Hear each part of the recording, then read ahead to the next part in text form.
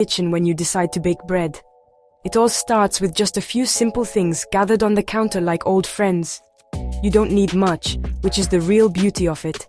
We'll need some good all-purpose flour, the kind that feels soft as dust on your fingertips. Then, you'll want some active dry yeast.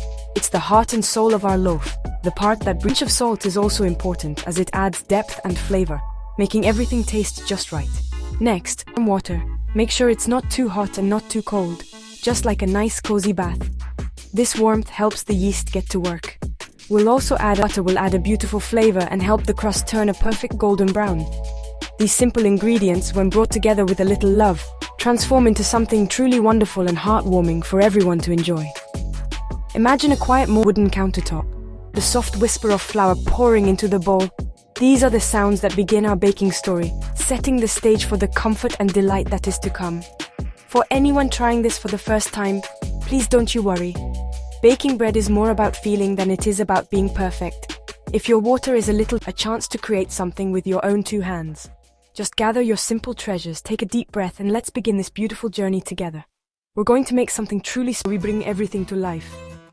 In a large bowl, we'll start by combining our warm water, sugar, and yeast. Give it a gentle stir and let it sit for a few minutes.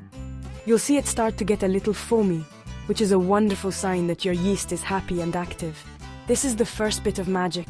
Once the yeast is bubbly, we'll stir in the milk, melted butter, and salt. Then, it's time for the flour. Add it in gradually, mixing with a wooden spoon until a soft, but that's all part of the fun. Once the dough steady dance with the dough, you'll push it away from you with the heel of your hand, then fold it over and turn it. Keep doing this over and over again.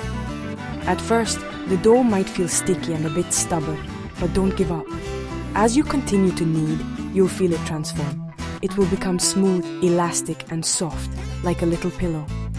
This process builds this filled with the soft, thudding sound of the dough against the counter. This isn't a chore. It's a moment of calm. It's a time to let go of any worries and just focus on the feeling of the dough beneath your hands. You are putting your love and your energy right into this loaf. It's a simple grounding act that can need for a good 8 to 10 minutes. It might seem like a long time, but it's so important. This is what makes the bread light and airy. You'll know it's ready when the dough is smooth and springs back when you gently poke it. For beginners, step closer to that warm, homemade goodness. Once our dough is perfectly kneaded, smooth, and beautiful, it's time for a little rest. This is the part of the journey where we practice patience and let the yeast work its quiet magic. Lightly oil, this keeps it from drying out. Now cover the bowl with a clean kitchen towel or some plastic wrap. Find a coat or on top of the refrigerator where the air is a little warmer. This warmth is like a gentle hug for the dough, encouraging it to grow. Now we just have to wait. This first rise will take about an hour or two. You'll want the dough to double in size. It's always so exciting to peek under the towel and see how much it has grown. It's like a little miracle happening right there on your cap, the delicious bread to come. This is a perfect time to tidy up a bit, have a cup of tea, or just sit and enjoy the quiet anticipation. The house feels the kitchen table, sipping a warm drink and smiling as she glances over at the covered bowl. And nip. You have to let nature do its work. The joy isn't just in the final product, it's in every single step along the way. The peaceful waiting is part of the recipe too, a secret ingredient that adds to the comfort of the whole experience. For those of you baking for the first time, you might feel a little anxious during this part. You might wonder if it's really working. Trust the process.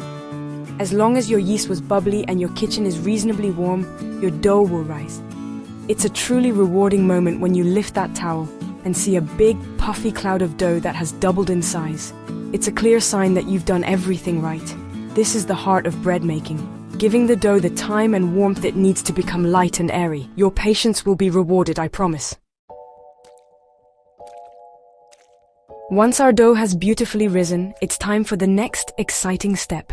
Gently press down on the dough to release the air. This is balloon. Turn it out onto your lightly floured surface once more. Now, we get to shape our loaf. You can make a classic oval loaf, a round ball, or even divide the dough to make smaller rolls. Gently knead it for just a minute to get rid of any large air bubbles. While it's proofing, it's time to preheat your oven. A hot oven is key to getting a beautiful crust. The kitchen will start like the scent of baking bread. Our baker peeks through the oven door, her face lit up where dough becomes bread. It's a truly magical bottom. It should sound hollow. Let the bread cool. Hardest part, I know. But it's important to let it rest so the inside can finish setting up.